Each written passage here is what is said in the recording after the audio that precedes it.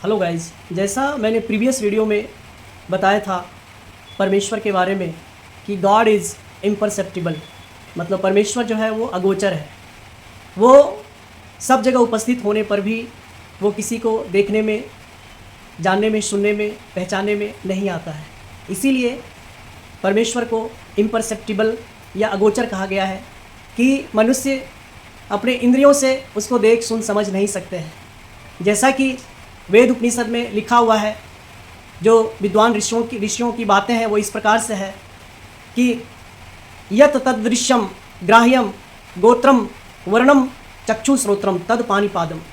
यत तदृश्यम ग्राह्यम गोत्रम वर्णम चक्षु श्रोत्रम, मतलब वो परमेश्वर जो है वो अगोचर है। हमारी इंद्रियों से वो अगोचर है, हमारी इंद्रियां उसको देख नहीं सकती। कोई भी मनुष्य उस परमात्मा को देख नहीं सकता, because he is unseen God. वो अदृश्य परमेश्वर है, ही इज़ इनविजिबल गॉड। वो सब जगह होकर के भी लोग उसको देख नहीं सकते, बट आप सिर्फ उसको महसूस कर सकते हो, उसका आप ध्यान कर सकते हो।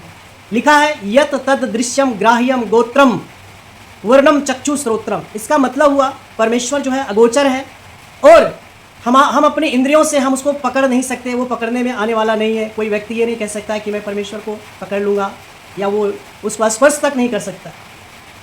परमेश्वर को आप यू कैनॉट टच हिम, आप उसको छू नहीं सकते, स्पर्श नहीं कर सकते। उसका कोई गोत्र नहीं है, उसका कोई वर्ण नहीं है, उसके ना आँख है ना उसके कान है। तद पाणिपादम, ना तो उसके हाथ है ना उसके पैर हैं, लेकिन फिर भी परमेश्वर है।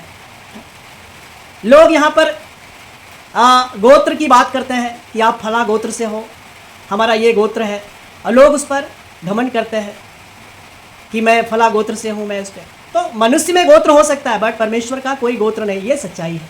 वर्ण की बात करें तो लोग इस पृथ्वी पर वर्ण की बात करते हैं कि हम सवर्ण से हैं या हम उच्च वर्ण से हैं, है ना। तो वर्ण व्यवस्था जो है वो पृथ्वी पर मनुष्यों के बीच में हो सकती है, बट परमेश्वर का कोई वर्ण नहीं है। तो ये बातें थी जो मुंडकोपनिषद में लिखा हुआ है। लेकिन आज मैं आपको बताने वाला हूँ परमेश्वर के बारे में कि वो परमेश्वर सर्वशक्तिमान परमेश्वर है। He is omnipotent God, he is omnipotence, वो सर्वशक्तिमान ईश्वर है। इसका मतलब क्या है? He has unlimited power. जो परमेश्वर है उसके पास असीमित ताकत है, असीमित शक्ति है उसके पास में, क्योंकि परमेश्वर ने सारी सृष्टि को रचा है, बनाया, सारे ब्रह्मांड को बनाने वाला परमेश्वर है। तो आप समझ सकते हैं कि ब्रह्मांड जो है कितना बड़ा है, ये पृथ्वी कितनी बड़ी है, जिसको आप समझ और देख नहीं सकते। तो उस परमेश्वर को आप समझें कि कितना वो महान है, कितना विशाल है, कितना अगम्य है वो, कितना विराट है वो परमेश्वर, और कितना शक्तिशाली परमेश्वर। उसकी शक्ति जो है असीमित है। मनुष्य के पास में एक सीमित लिमिटेड शक्ति पावर होता है, बट परमेश्वर जो है उसके पास अनलिमिटेड पावर है। और दूसरी चीज, he is omni present God, वो सर्वज्ञ है। लिखा यह सर्वज्ञ, वो सब जगह विराजमान है वो परमेश्वर। He is omni present. इसका क्या मतलब कि वो परमेश्वर सारे जगत में विराजमान है ना। God is present everywhere at the same time, एक ही समय में वो हर जगह विराजमान है। आप सोचें कि अभी हम यहाँ पर उस परमेश्वर की आराधना, उसकी प्रार्थना करते हैं, उसको पुकारते हैं, तो परमेश्वर हमारे पास है। और कोई बंदा उसको जापान में कोई पुकार रहा हो, कोई अमेरिका में पुकार, कोई यूरोप में पुकार रहा हो, कोई अफ्रीकन कंट्री में पुकार रहा हो, कोई रूस में पुकार रहा हो, तो वो परमेश्वर वहाँ भी है ना। Same God at the same time everywhere, सब जगह पर वो परमेश्वर विराजमान है। तो वो ओमनी प्रेजेंट गॉड है, वो सर्व उपस्थित परमेश्वर है, वो सब जगह विराजमान परमेश्वर है। ये है उसके गुण। वो सर्वशक्तिमान है ना, ही इज ओमनीपोटेंट, वो सब जगह विराजमान है, सर्वव्यापी है, वो सर्वज्ञ है, वो ही इज ओमनी प्रेजेंट। और तीसरी बात कि वो सब कुछ जानने वाला परमेश्वर है। He is omni science God, मतलब वो सब कुछ जानता है। जैसा वेद उपनिषद में लिखा है कि सौ वेति वेद्यम नौचो तस्यास्ति वेत्ता, मतलब वो परमात्मा जो है संपूर्ण वेद्य वर्ग को जानता है, लेकिन उसको जानने वाला कौन है, उसको समझने वाला कौन है? कौन उस परमेश्वर को जानता है? परमात्मा सबको जानता है, सब कुछ जानता है, वो ज्ञान की खान है, वो है ना। He is omni science God, वो सब कुछ जानने वाला परमेश्वर, सर्वविद्यस्य, वो सब कुछ और सबको जानता है वो। तो ये है बातें, he is omnipotent God, he is omni present God, he is omni science God. तो गाइज ये परमेश्वर के गुण है, जैसा कि वो परमेश्वर जो है वो अगोचर है, ही इज़ इम्परसेप्टिबल गॉड, है ना। वो होकर के भी किसी को दिखता नहीं है, वो हर जगह है पर वो किसी को दिखाई नहीं देता, बट आप उसको महसूस कर सकते हैं, है ना, आप उसको जान सकते हैं, ध्यान कर सकते हैं उसको। तो ये चीज़ है गाइस, सच्चाई है ये कि आप उस परमेश्वर को ध्यान करें, उसका आप ध्यान करें, उसका मनन चिंतन करें, है ना।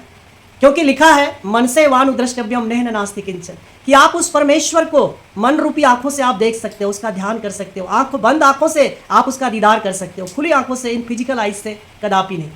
तो ये सच्चाई है, ये ग्रंथ शास्त्र की बातें हैं और ये सत्य है। तो आप साकार रूप में आप उसमें देखने का प्रयत्न ना करें, क्योंकि वो मिथ्या बातें हैं, है ना।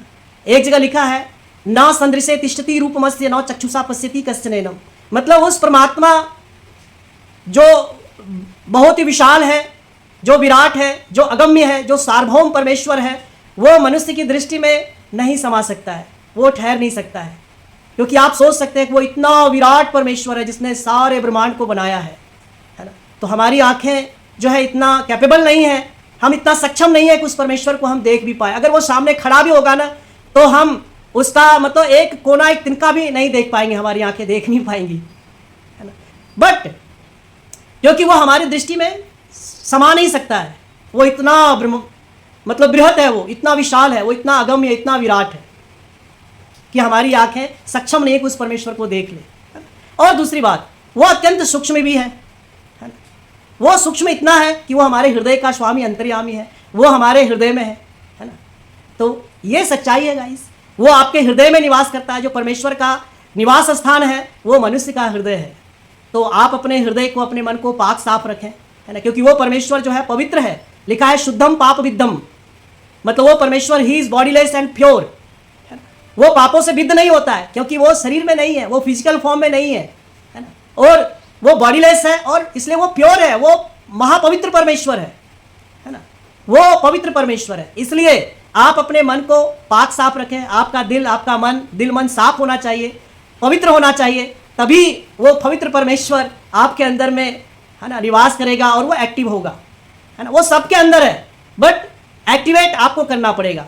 अगर आप इस संसार में, सृष्टि में परमेश्वर को ढूंढेंगे, वस्तुओं में, चीज़ों में, मटेरियल में, है ना, क्रिएशन में, तो आप भटकते रहेंगे जीवन भर, क्योंकि वो तो जीवित परमेश्वर है, वो आपके अंदर वास करता है। जब आप इस प्रकार से ध्यान करेंगे कि परमेश्वर हमारे हृदय में वास करता है और आप पुकारेंगे, तब वो परमेश्वर एक्टिव होगा।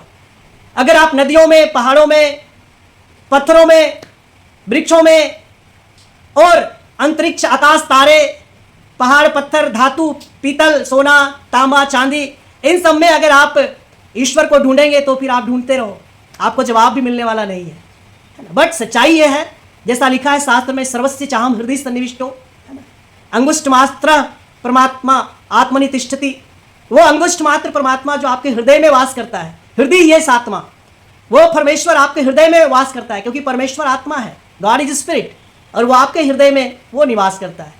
तो भटकने की आवश्यकता नहीं है। इस प्रकार से आप परमात्मा का ध्यान करें और वो एक्टिव होगा, वो आपकी प्रार्थनाओं को सुनेगा और वो आपको ब्लेस करेगा।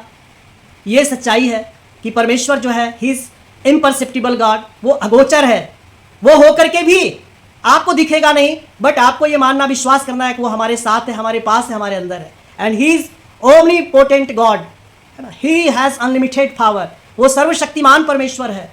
ही इज ओमनीसाइंस गॉड, वो सब कुछ जानने वाला परमेश्वर है ना। And he is omni present God, वो सब जगह विराजमान परमेश्वर है। तो मैं विश्वास करता हूँ कि आप परमेश्वर के बारे में, है ना, मेरे इस वीडियो को सुनकर आप कुछ जान पाएंगे, और जो भी भ्रम है, जो संशय है, वो आपके जीवन से मिट जाएगा और आप सच्चे परमेश्वर की आराधना और उपासना करने लग जाएंगे। क्योंकि ऋग्वेद की पुस्तक में लिखा है, oh friends, do not worship to anyone but the divine creator. कहता है, do not do any mistake, हे मित्रों, तुम भूल से भी गलती मत करना, उस डिवाइन क्रिएटर, उस जगतकर्ता प्रभु परमेश्वर को छोड़ इस जगत में, इस सृष्टि में किसी और की उपासना ना करना, है ना। जो सच है ना, उसकी उपासना करें, सच्चाई में जीवन जिए। झूठ और पाखंड के द्वारा परमेश्वर कभी हासिल नहीं हो सकता, आप परमात्मा को कदापि हासिल नहीं कर पाएंगे। तो झूठ और पाखंड से आप निकलें, जो भ्रम, जो मिथ्या है, उससे आप दूर हो जाए।